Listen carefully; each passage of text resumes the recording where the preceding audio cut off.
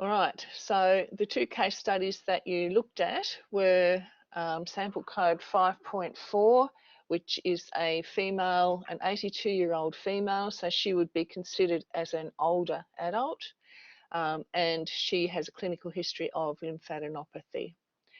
And then the other one that you had a look at was a 64-year-old male who had persistent diarrhea. So you may have recognised sample code 13 from earlier in the semester, so you had a look at this in week 8. So what did people see, first of all, with sample code 13?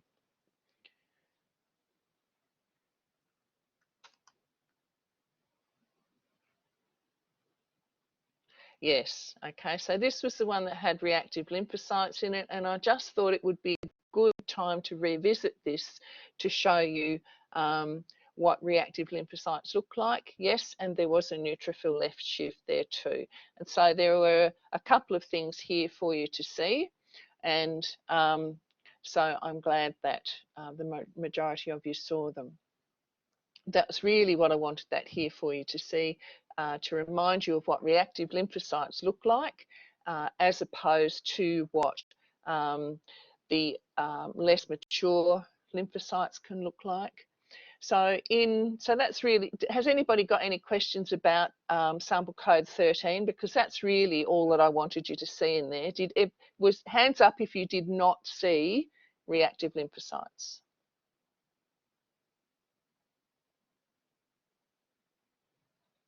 Excellent. So that means everybody saw them. Fantastic. Well done. So that's really all I wanted you to see there. Has anybody got any questions about that case? Yes, Jordan?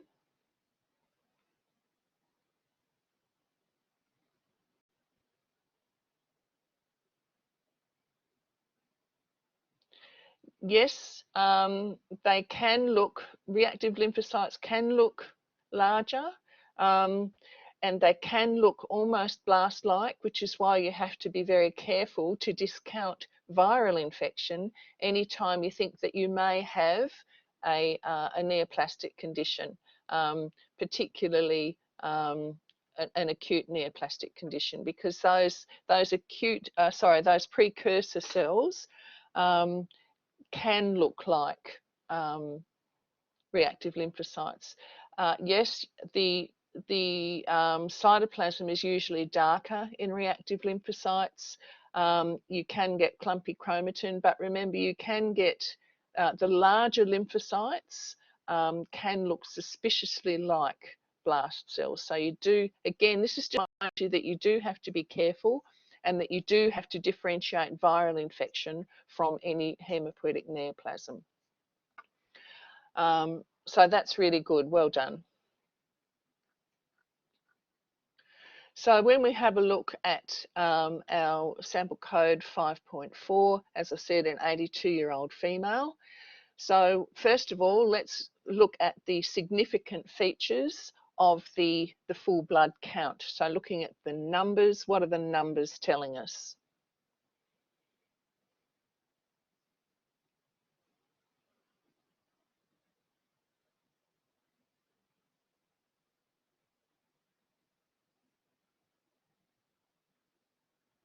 Sure, we have anemia and thrombocytopenia, and it is a macrocytic anemia. Thank you, Gabby. And thrombocytopenia and leukocytosis. Okay, so they really are important things for you to check. So remember, usually when we look at our full blood count numbers, we look at the red cell count and the hemoglobin first to determine if we have an anemia. No, for sample code 5.4, the MCV should be 102, Brad.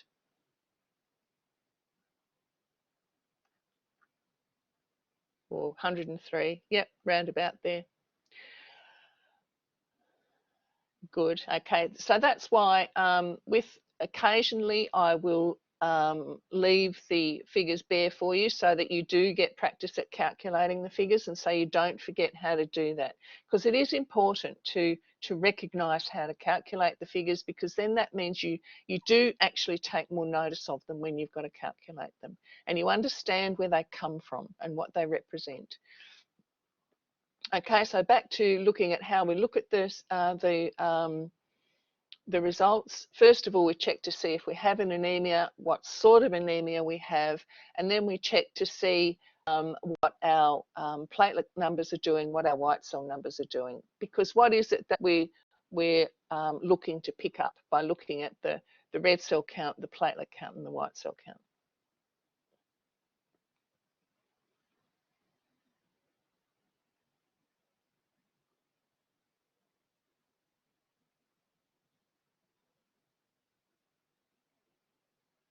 Abnormalities. Well done, Gabby. Yes, we are looking for abnormalities, but when we're looking at, you know, trying to discover what's wrong with a patient, a good indicator of, you know, I guess, of being able to discount a certain number of conditions or to focus on a certain number of conditions is whether or not, first of all, what sort of an anemia we have. That's really important, but also whether or not we've got a pancytopenia, because that's quite important as well. And it's you know, it just helps you go down certain paths and be able to discount other paths. And of course, we don't have a pancytopenia here because we've got a white cell count of 92. That in itself is very significant because it is a very high white cell count, and again suggests that we've got something neoplastic here rather than some sort of a homeostatic response to injury or infection. So the white cell count is 92. So when you had a look at the white cells, when you did your diff, what did you find? What was the overwhelming number of cells that you saw there?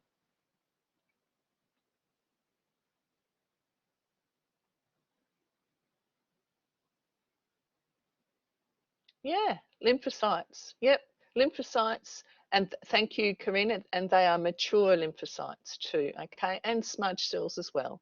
And hopefully everybody saw the smudge cells. They were very, very evident. Did anybody see lymphocytes? Hand up if you saw prolymphocytes. Well done. Yes, there were some prolymphocytes there. 18%. Whoa, okay. Yeah, I'd believe that. So remember that, so with that overwhelming number of mature lymphocytes, what do you think is the most likely cause of this condition? Yeah, so it's most likely CLL, even if we are seeing some prolymphocytes there. So you can see up to 55% prolymphocytes before the CLL becomes a PLL, and also the smudge cells. So looking at the red cell morphology, good question. I think you do still see smudge cells in PLL because you still see some mature lymphocytes there. So you do see some smudge cells, but the main difference between CLL and PLL is the number of prolymphocytes that are there. It's still considered to be a mature lymphoid neoplasm, though, PLL, even though they're prolymphocytes. So you have to keep that in mind too. And we'll get back to the summary and provisional diagnosis in a minute, because I'd like to focus now on the red cells, unless anyone's got any other questions about the white cells. Nope, no hands raised. Okay, so looking at the red cells, so we know that we have a macrocytic anemia here. So when you had a look at the red cells, what did you see?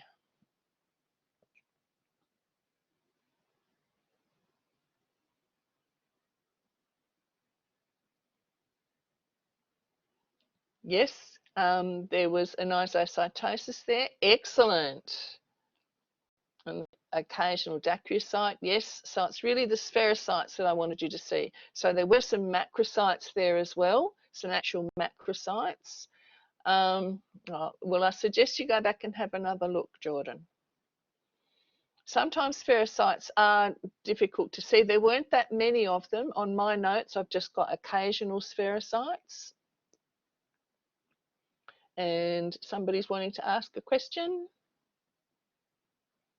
I can't remember what your English name is, sorry.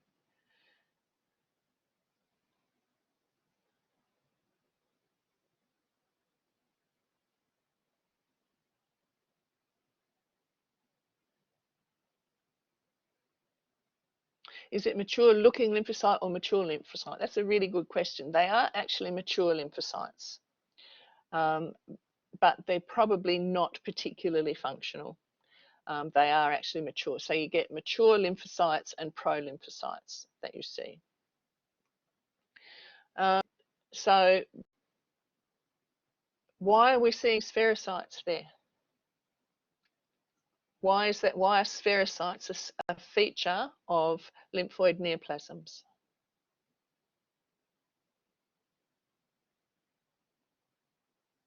Yep. So it could be an autoimmune hemolytic anemia, because remember that lymphocytes, particularly our B lymphocyte neoplasms, B lymphocytes are responsible for differentiation into plasma cells, which produce the antibodies. And in lymphoid neoplasms, because we've got abnormal lymphocytes, abnormal B lymphocytes, then we can get there is an increased tendency to autoantibody production. And so autoimmune hemolytic anemia is a common consequence of these lymphoid neoplasms. So as soon as we see spherocytes in the blood film, what is the further differentiating test that we're going to see, that we're going to do? Yeah, do a DAT. You don't necessarily see a lot of spherocytes, Gabby. It depends on if an autoantibody has been produced. So you don't always get autoantibodies being produced, it's just sometimes. But it is something to keep in mind that, you know, when you're looking at lymphoid neoplasms, autoantibodies are a possibility, so be on the lookout. And remember, if you do see spherocytes, that one of your further differentiating tests is a DAT. Okay, so when we come to the summary and provisional diagnosis for this patient, what are we going to write? First of all, we make a comment about the anemia. So what do we write?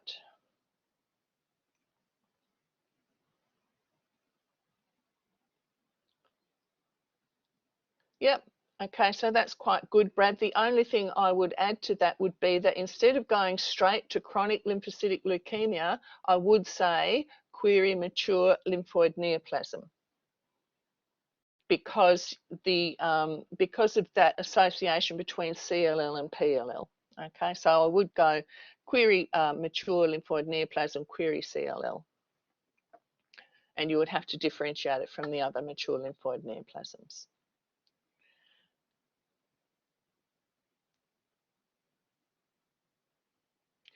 Adeline, it is really the pro-lymphocytes tend to be a little bit larger, and they look less mature. So the chromatin within the nucleus is not as clumped, and it is the distinct nucleolus that really does tell them apart. They don't tend to be as round as the mature lymphocytes either. The nucleus tends to be a little bit more angular.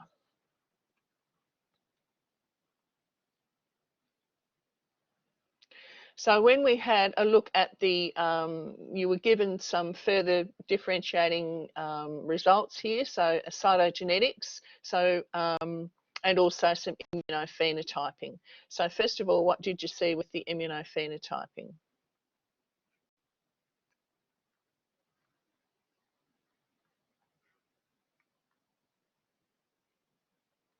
Lovely. Okay, so why does that indicate CLL, Jordan?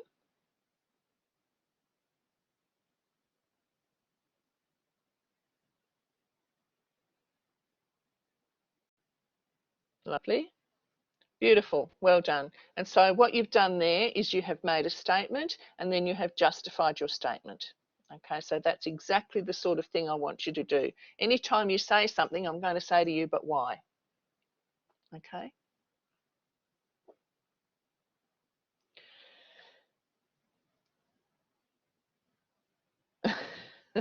Sorry, I don't mean to treat you like a 2-year-old. I just want to make very certain that everybody understands that's what I mean when I'm asking you to justify your answers, is that you're telling me why you think what you think, so that you're not just memorizing it.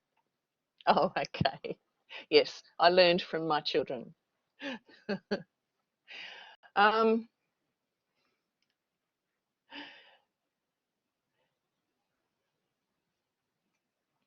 Mature lymphoid neoplasms, well, chronic lymphoblastic leukemia is one, sorry, chronic lymphocytic leukemia is one of the mature lymphoid neoplasms.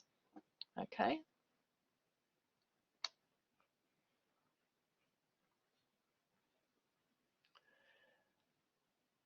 And we learned about all of the mature lymphoid neoplasms in the lecture this week. Okay, so that's what you do need to be aware of that. All right, so that's the immunophenotyping. What about the cytogenetics interpretation?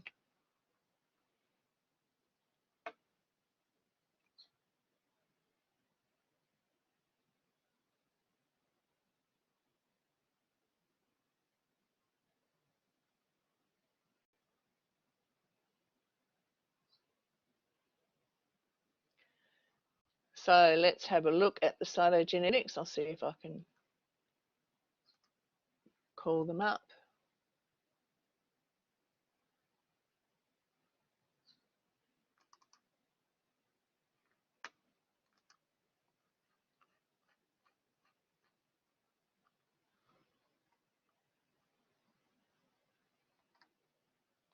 Yes, well done. So there is a deletion of chromosome 13. So when you have a look at the cytogenetics, any time where you see an arrow suggests to you that there is something abnormal there. And when you see that one of the chromosomes there that has been identified as chromosome 13 is shorter than the other one, then that is telling you that part of chromosome 13 has been deleted. Okay, so not the whole chromosome, but part of it. So you could say partial deletion of chromosome 13. Okay. And again, that is a diagnostic feature of CLL. So that's what they would be looking for in doing further testing. Okay, has anybody got any questions about that case study?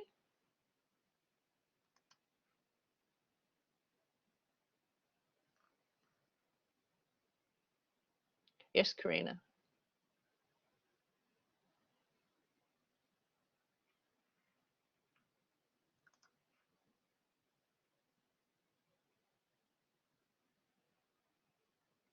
The prolymphocytes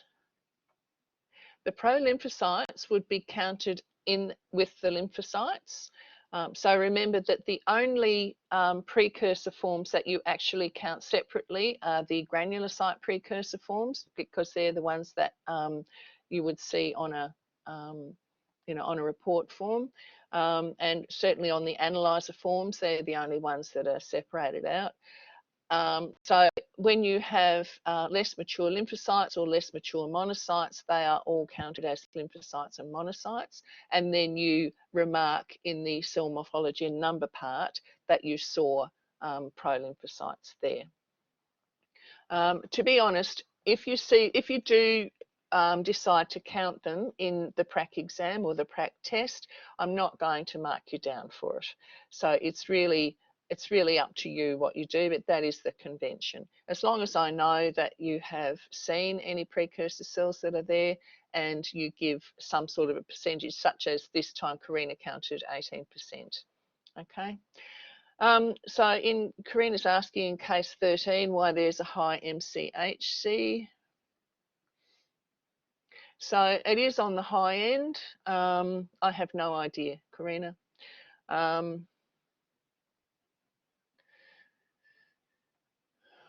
The red cell count is quite high. The hemoglobin is also fairly high though. Hang on.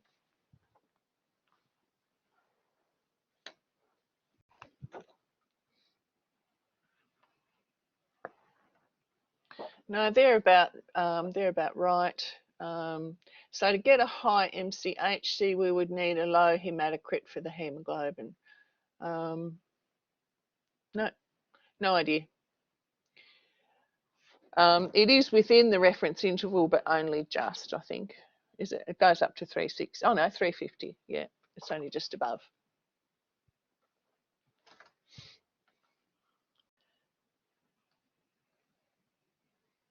Okay, any other questions before I let you loose on the next two? All right, so I'll stop the recording now, and then we'll have let you have a look at the next two cases.